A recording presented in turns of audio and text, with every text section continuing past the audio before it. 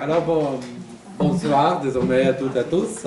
Merci d'être venus. La tâche qui m'a été confiée, c'est de vous parler du droit au travail sous l'angle, sur les aspects juridiques.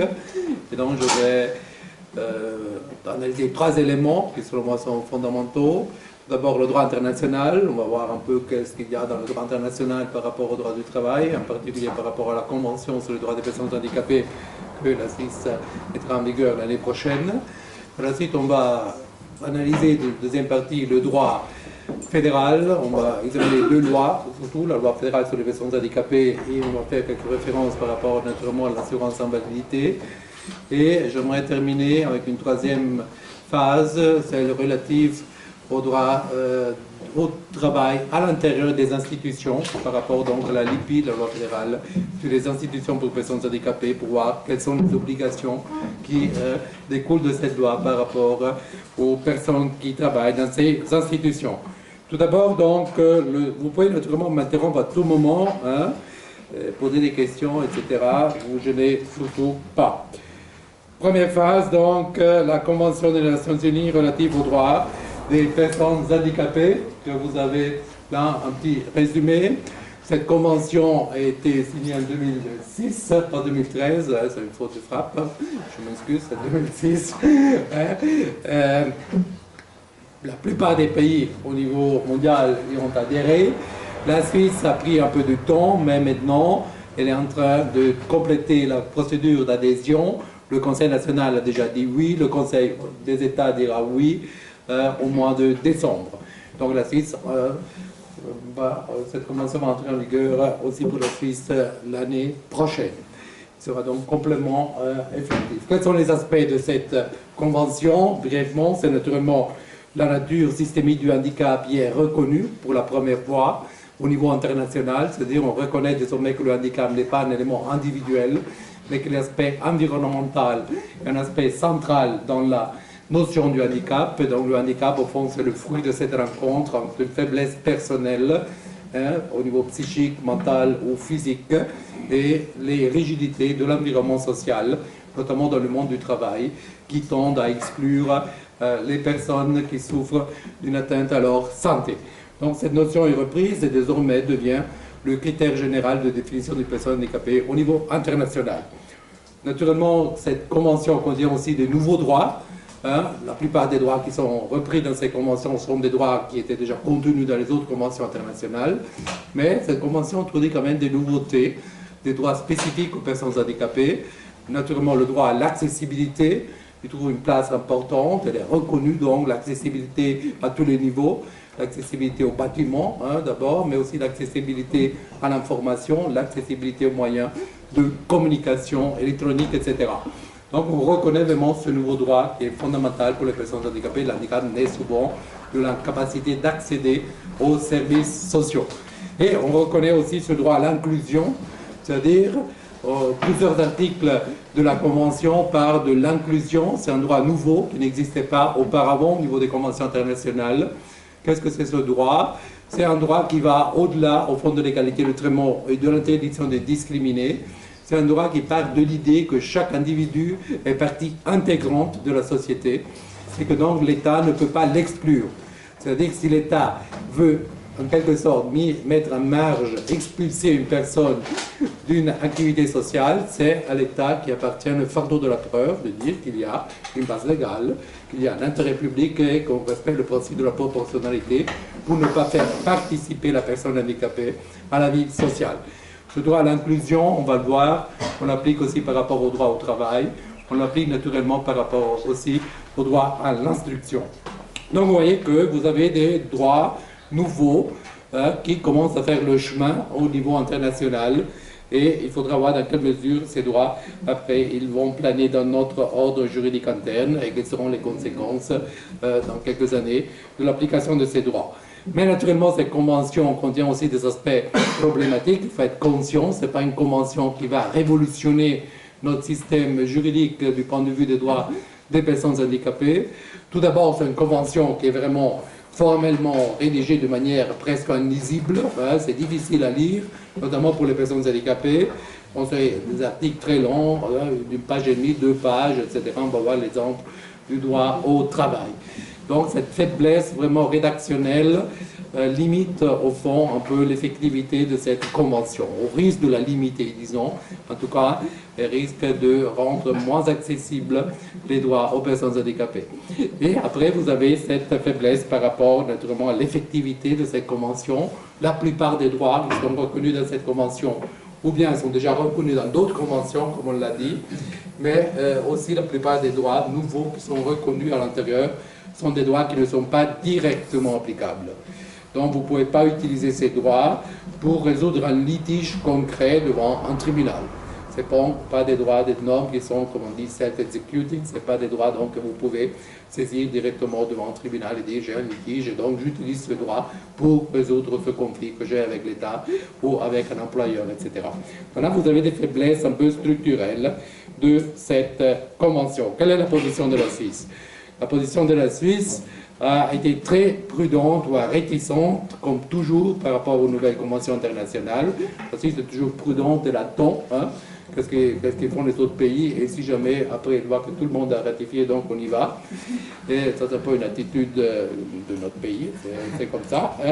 Et la Suisse, dans cette attitude prudentielle, elle s'est refusée de ratifier ce protocole facultatif de la Convention. Donc il y a la Convention et à côté de la Convention, il y a un protocole facultatif.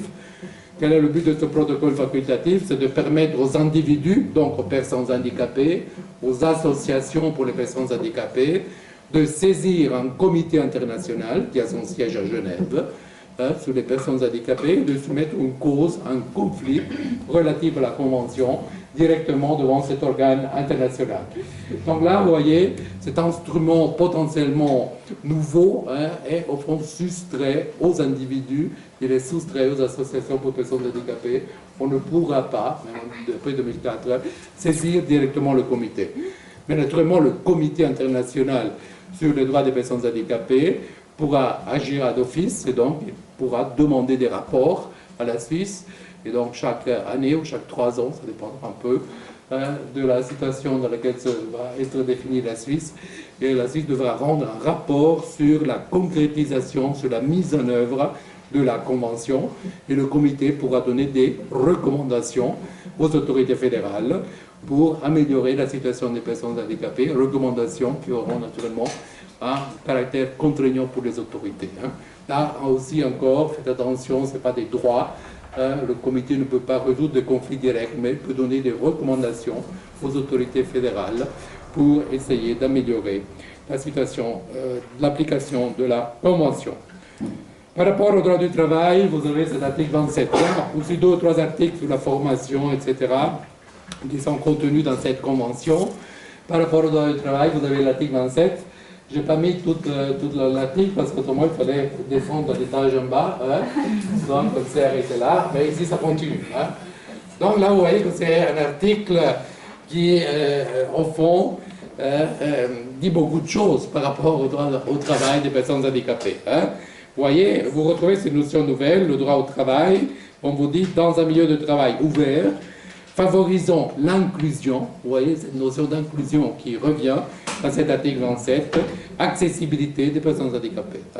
Ces 2 notions phares, nouvelles, reviennent par rapport aux droits des personnes handicapées. Donc l'inclusion signifie qu'une personne handicapée ne peut pas être exclue de manière systématique ou préjudicielle du monde du travail, public et privé. Là, il faudra voir comment concrétiser cet élément-là. Et il y a naturellement le point de l'accessibilité, c'est-à-dire qu'il faudra garantir aux personnes handicapées l'accès aux places de travail. Et là encore, je rappelle votre attention, il ne s'agit pas des droits directement justiciables. C'est des obligations qui sont faites à l'État. L'État doit adopter une loi, une législation d'application qui va concrétiser ses objectifs. Et vous voyez qu'au niveau de cet article, on prêche l'interdiction de la discrimination. C'est bien quoi la discrimination? L'interdiction de la discrimination, ça veut dire quoi en somme? L'interdiction de la discrimination, ça veut dire que vous ne pouvez pas exclure une personne handicapée si vous n'avez pas un critère objectif qui vous permet de justifier le fait que la personne handicapée ne peut pas accéder au travail. Donc, il y a un critère objectif et pertinent dans le cas concret qui vous permet de dire, effectivement, la personne handicapée est moins bien formée, par exemple, n'est pas qualifiée, suffisamment qualifiée pour occuper cette place, par exemple. Hein.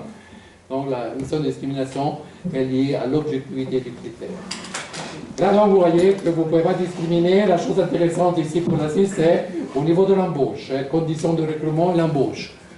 En Suisse, aujourd'hui, on n'a pas une législation sur les personnes handicapées qui permettent d'éviter les discriminations au niveau du recrutement et de l'embauche des personnes handicapées. Donc, on n'a pas, même pas dans la loi fédérale sur l'handicap qu'on va analyser plus tard, vous n'avez pas cette notion d'interdiction à l'embauche. Donc, théoriquement, un employeur peut, pour des raisons purement arbitraires, se refuser d'embaucher une personne handicapée. Naturellement, il ne le dira pas d'une manière claire, mais il peut le dire sans qu'il y ait une véritable sanction juridique. Donc, sur ce point, il faut dire que le Conseil fédéral était prudent dans son message par rapport à cette interdiction à l'embauche. C'était un des points sur lesquels le Conseil fédéral a dit est-ce qu'il faut ratifier ou pas. Finalement, il n'y avait pas la possibilité de mettre des réserves, etc. Donc on a ratifié. Mais sur ce point, il faudra corriger la loi sur les personnes handicapées pour prévoir des mesures qui ne discriminent pas les personnes handicapées. Et naturellement, vous avez aussi l'égalité ici en bas des chances par rapport à la rémunération, on va y revenir. Donc il n'y a pas la possibilité, il faut créer une législation, mettre en place un système de contrôle qui garantisse que les personnes handicapées aient exactement le même salaire par rapport à un travail de valeur égale qui est offert par une autre personne. Donc vous voyez que le futur par rapport au droit du travail lié à cet article 27 est un futur assez prometteur. C'est un futur assez prometteur. Si la Suisse se chargera de traduire dans la réalité ces principes, il faut s'attendre à une amélioration en perspective de la législation sur le droit du travail et pour les personnes handicapées, notamment au niveau de l'embauche. Vous savez qu'aujourd'hui, le gros problème, c'est l'embauche. C'est là que les discriminations se passent de manière directe ou cachée ou indirecte.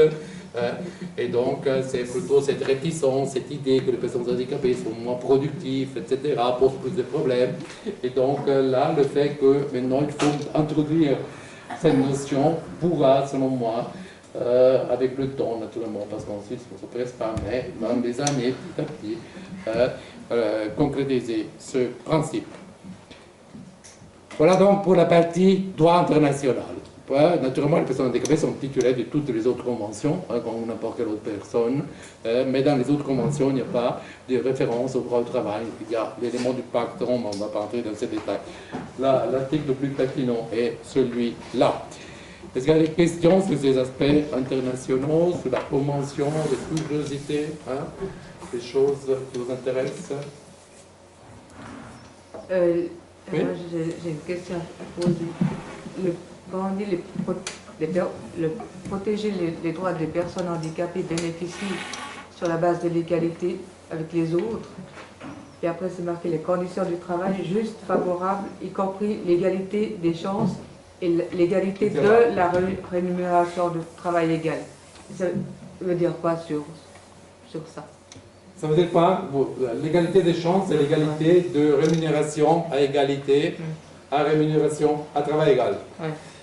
Ça veut dire que, par exemple, à l'intérieur d'une loi ou d'une normative interne d'une entreprise publique ou privée qui concrétise les salaires, sur les salaires, vous ne pouvez pas classer, par exemple, une personne handicapée dans une classe de salaire inférieure si la personne handicapée vous fournit le même niveau de travail, le travail d'égalité de travail. C'est la même chose qu'il y a pour les femmes aujourd'hui en Suisse. Donc, mais qui n'existe pas pour les personnes handicapées. Donc souvent, au niveau fédéral, mais aussi au niveau des administrations cantonales, on embauche des personnes handicapées mais à des classes inférieures. On a un peu cette pratique, on embauche mais à des classes inférieures de salaire. Et donc, cet élément-là devrait être corrigé grâce à cela. Mais je répète encore une fois, ce n'est pas un droit directement justiciable. Ce sera donc au législateur de mettre en œuvre ce droit et donc de modifier ces pratiques qui existent un peu à l'intérieur des administrations publiques. Hein. On arrive au droit, deuxième partie, le droit fédéral. Quelle est la situation au niveau du droit fédéral? Il y a deux lois que j'aimerais traiter au niveau du droit du travail au niveau fédéral. Je vous l'ai dit, la loi sur les personnes handicapées, qui est en vigueur depuis 2004. Donc l'année prochaine, c'est 10 ans qu'elle est en vigueur cette loi. Et après, on va vérifier un peu quelle est la situation par rapport à la LAI. Cette loi, par rapport au travail, la loi sur les personnes handicapées ne contient aucune disposition qui est vraiment efficace en matière de droit privé. Et donc, si vous avez une personne qui postule une place privée de travail, une personne handicapée, dans cette loi, il n'y a rien qui la protège de manière particulière. Cette personne, elle sera soumise à la liberté contractuelle, donc au contrat, au code des obligations, comme tous les autres, et sera donc cette personne exposée probablement aussi à des formes de discrimination directe ou indirecte. Il n'y a pas vraiment un mécanisme de protection efficace dans cette loi. Il est un peu contradictoire ce choix du législateur fédéral, parce qu'au fond, au niveau du travail, la Confédération dispose de larges compétences. C'est le domaine dans lequel la Confédération dispose de très larges compétences, mais le Parlement fédéral n'a pas voulu sacrifier la liberté contractuelle des employeurs pour favoriser l'embauche des personnes handicapées. Lorsqu'on va appliquer l'article 27 de la Convention sur les droits des personnes handicapées, il faudra toucher à cet élément-là. Il faudra donc revenir et essayer de renforcer la loi dans les rapports de droit privé. Par rapport à cette loi sur les personnes handicapées, contient par contre un certain nombre de dispositions par rapport au service public de la Confédération. Donc le champ d'application est limité à l'administration fédérale.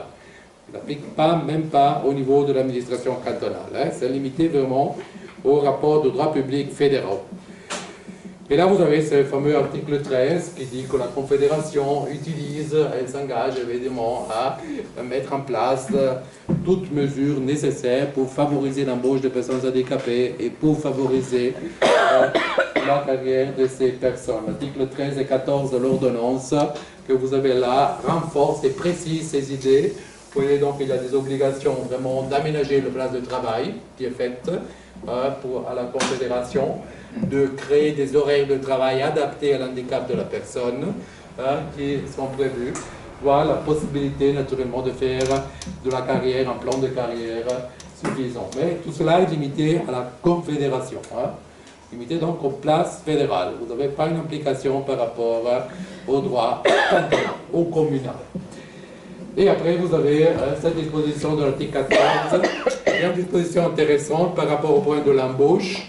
Si une personne handicapée a l'impression qu'il n'a pas obtenu la place au niveau fédéral à cause de son handicap, donc à cause d'une discrimination à l'embauche, dans ce cas, il a la possibilité de demander une décision formelle dans laquelle il peut exiger que les raisons de la non-prise en compte de sa candidature soient mises par écrit, et donc, quitte après, naturellement, pouvoir l'attaquer en justice s'il pense qu'il y a eu ou non discrimination. Donc là, vous voyez que cette disposition existe. Ça, c'est une disposition modèle. Une disposition modèle sur comment il faudrait construire et concrétiser l'article 27 de la Convention sur le droit des personnes handicapées. Il faudrait, au fond, élargir le champ d'application de l'article 13 et l'Inde et article 13 de l'ordonnance et 14 à la législation cantonale et au droit privé. Donc la solution idéale, ce serait vraiment de reprendre ces obligations et les appliquer naturellement aussi dans le rapport de droit privé. Vous comprenez qu'il n'y a aucune chance qu'au Parlement on trouve une majorité quand même à s'intéresser. Mais donc, ça c'est un peu l'idéal. Dans la Confédération, a montré l'exemple, ça il faut le dire. Naturellement, à l'intérieur de chaque office fédéral, il y a l'obligation d'avoir un service pour l'intégration, etc. On ne va pas entrer dans le détail. Donc vous voyez que cette loi est une loi, toutes sont faites assez pauvres du point de vue du droit au travail pour les personnes handicapées. On ne s'intéresse pas des rapports de droit privé, dont le gros du monde du travail est exclu. On ne s'intéresse pas aux cantons et aux communes, et on se limite à réglementer les places fédérales. Ici, évidemment, il y a aussi une discrimination territoriale qui est cachée là derrière. hein, parce que les places fédérales, naturellement, se trouvent à Berne, surtout, sont concentrées à Berne, hein, ou dans certaines autres villes pour les tribunaux fédéraux, naturellement, hein, mais autrement, vous n'avez pas de place fédérale. Hein. Et on se trouve aussi avec cette reconcentration de régies fédérales sur les grands centres. Et donc, il y a des régions périphériques qui, au fond, cette disposition n'est pas applicable. Hein. Au Jura, au Châtel, même à Fribourg, cette disposition n'a aucun effet juridique parce qu'il n'y a pas de place fédérale, sauf naturellement pour l'armée, hein, à Groslay. Hein. Mais bon, je ne sais pas si c'est des places adaptées aux personnes handicapées. Voilà. Mais bon, si c'est le cas, hein, vous pourrez vous invoquer là-dessus. L'AI. Deuxième loi, naturellement, la plus importante, c'est l'assurance invalidité par rapport au droit du travail des personnes handicapées. Le but général de l'AI, je ne vais pas m'attarder trop là-dessus, parce que tout le monde le sait, le but général, c'est naturellement la réinsertion professionnelle des personnes handicapées, ce principe de l'inclusion corrente, c'est-à-dire l'assurance invalidité doit tout faire dans la mesure du possible pour récupérer au moins partiellement la capacité de gain de la personne. Donc il faut mettre en place toutes ces mesures qui permettent à la personne de récupérer sa capacité de gain. Ça c'est l'objectif général qui existe en matière d'assurance invalidité depuis 1960, donc ce n'est pas un objectif nouveau, c'est un objectif qui a été confirmé.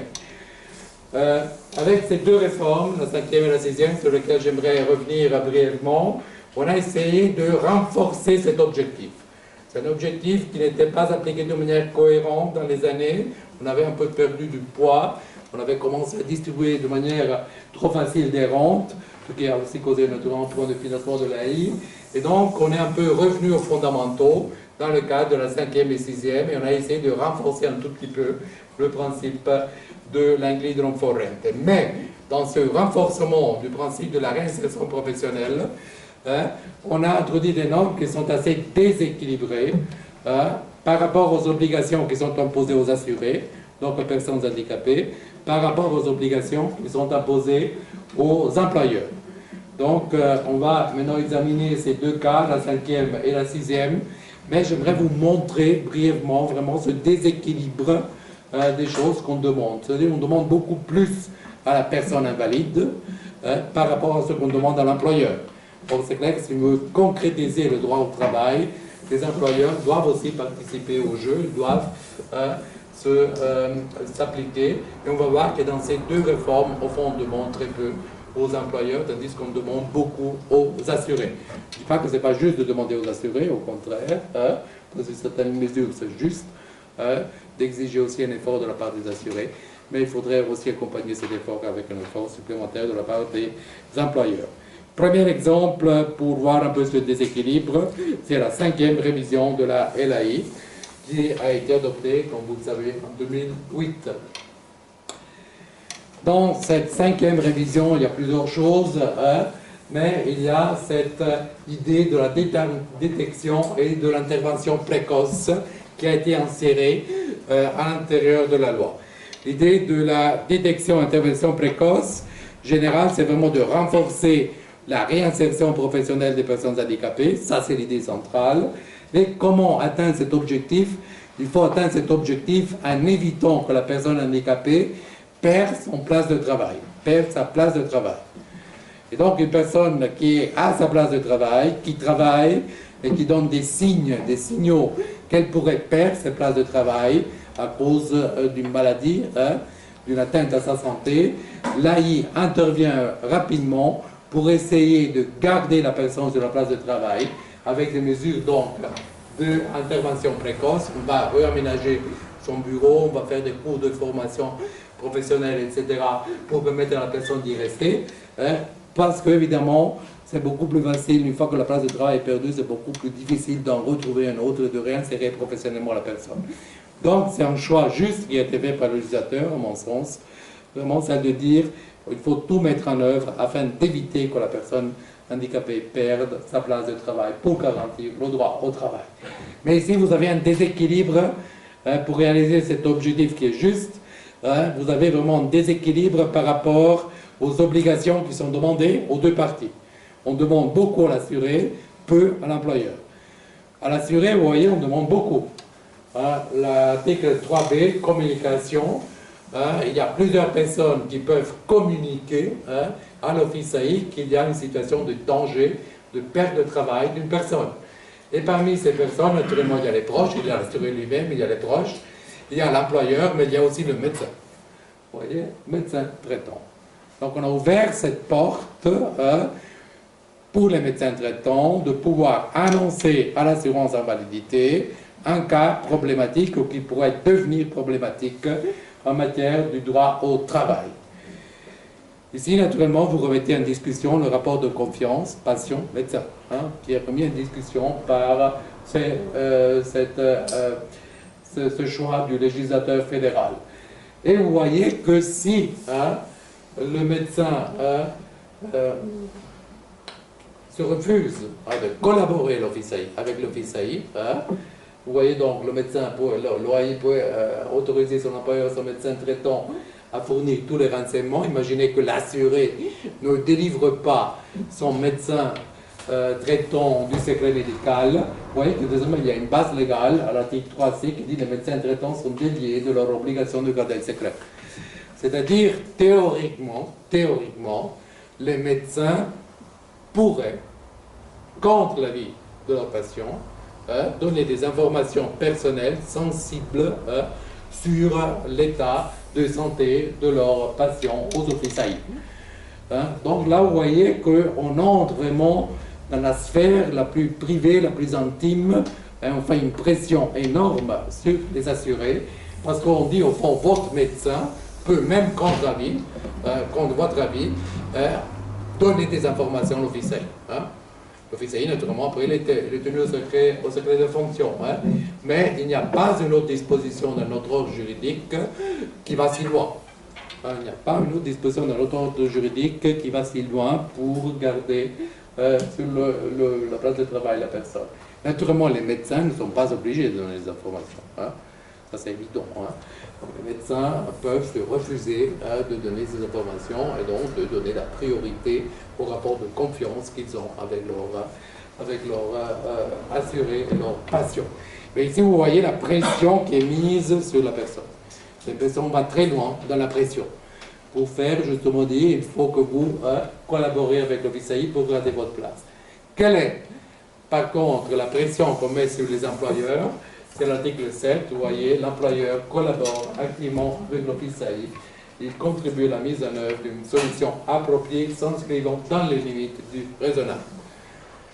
Vous voyez, c'est vraiment une formulation beaucoup plus souple, beaucoup plus souple. L'employeur collabore, naturellement, après le principe de la bonne foi, il doit collaborer avec l'office AI, mais dans les limites du raisonnable. Donc vous voyez, avec une telle disposition, vous pouvez au fond rien tirer devant un tribunal.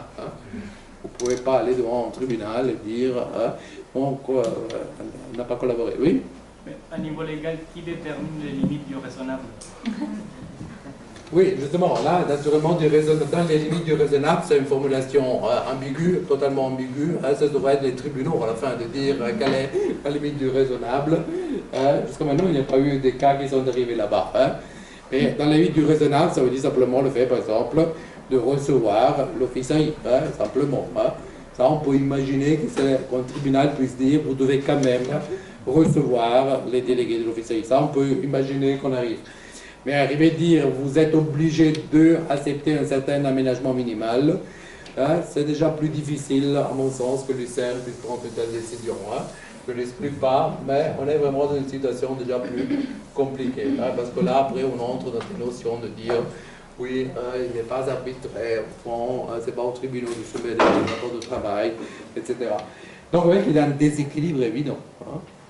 Et donc là, il y a eu une lutte qui a été faite lors de la 5e révision pour renforcer un peu, on va y revenir dans le cadre de la 6e, pour renforcer un peu les obligations de l'employeur. Toutes les propositions ont été rejetées à la majorité par le Parlement. Oui? Ça peut même être dangereux pour la personne qui se rend compte qu'il commence à avoir des difficultés à maintenir son niveau de travail après une opération, je ne sais pas, qui va se passer. Dès le moment où elle entre à l'AI, ça commence à devenir dangereux quand même pour sa place de travail à la base. Oui. Donc ici, naturellement, l'idée qui est du législateur et ceux qui ont fait les offices AI, à travers l'Office fédéral des assurances sociales, c'est de quand même informer les employeurs que l'idée, c'est justement, l'idée centrale, c'est l'article 3A, hein, qui vous dit la détention précoce a pour but de prévenir l'invalidité. Ça, c'est l'objectif. Et donc, l'idée est la suivante, si on ne fait rien rapidement, vous risquez, la situation va se dégrader, peut-être vous résistez 1 année, 2 ans, hein, mais après la situation sera tellement dégradée que vous allez perdre votre place de travail. Hein. Et donc là, il y a cet élément positif. Il faut dire que jusqu'à maintenant, hein, les employeurs ont joué le jeu, hein, cette collaboration, ils l'ont donnée. Hein. Donc il y a eu des informations internes aussi de la part des associations des employeurs, notamment des petites et moyennes entreprises, etc. Et il faut dire que les employeurs collaborent assez. Hein. Au moins, ils essayent de collaborer avec les offices AI. Donc là, vous voyez, mais s'ils ne collaborent pas, il n'y a pas une véritable sanction juridique, hein, sauf des sanctions plutôt hypothétiques. Donc, déséquilibre, encore une fois. On demande beaucoup à l'assuré et pas, à mon sens, assez à la personne. Oui. Excusez-moi, j'ai une question. Les médecins traitants sont déliés de leur obligation de garder le secret. L'employeur, il est informé par les médecins de ce qui se passe avec l'employé? Non, donc là, autrement, le médecin, il est dédié seulement vis-à-vis de l'office AI. Hein, et donc, et pas seulement de l'office AI, mais par rapport au médecin conseil de l'office AI. Hein, Oui, ça, je qui lui aussi, il est tenu au secret. Hein.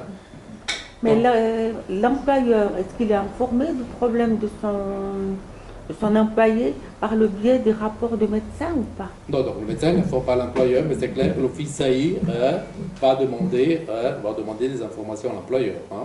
Parce que c'est clair que l'office AI a envie d'assurer autoriser son employeur et son médecin traitant. Hein.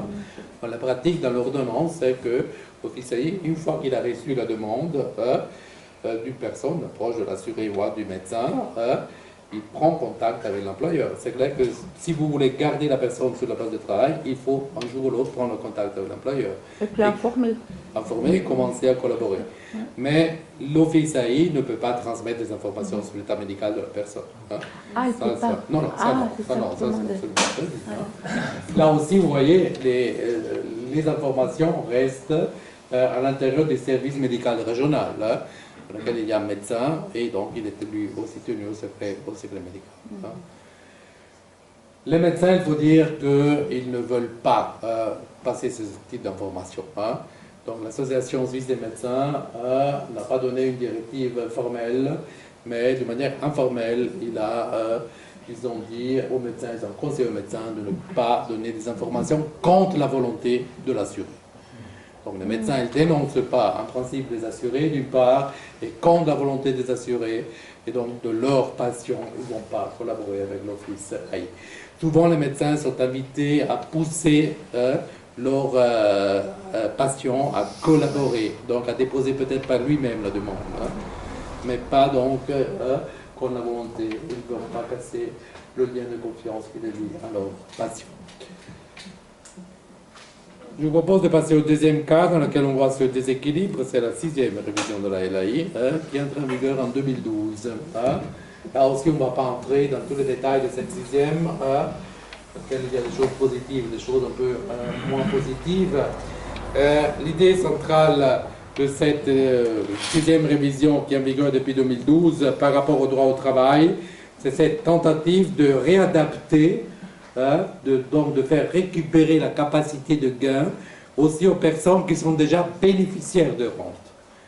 Ici donc on a franchi un pas supplémentaire. Le législateur dit qu'il ne faut pas seulement éviter que la personne perde sa place de travail comme la 5e, il ne faut pas seulement essayer d'intégrer les personnes qui ont perdu leur travail, mais il faut aussi se poser la question, est-ce que les personnes qui ont reçu des rentes d'invalidité peuvent être récupérées à une capacité de gain? Est-ce que si on prend des mesures de réinsertion professionnelle pour ces personnes, on peut au fond réinsérer professionnellement des personnes qui perçoivent déjà des rentes d'invalidité? Ça c'est donc un changement de philosophie. Quelle est l'idée naturellement qui se cache derrière cette mesure? C'est d'aller toucher surtout les assurés qui ont reçu des rentes en matière de maladies psychiques.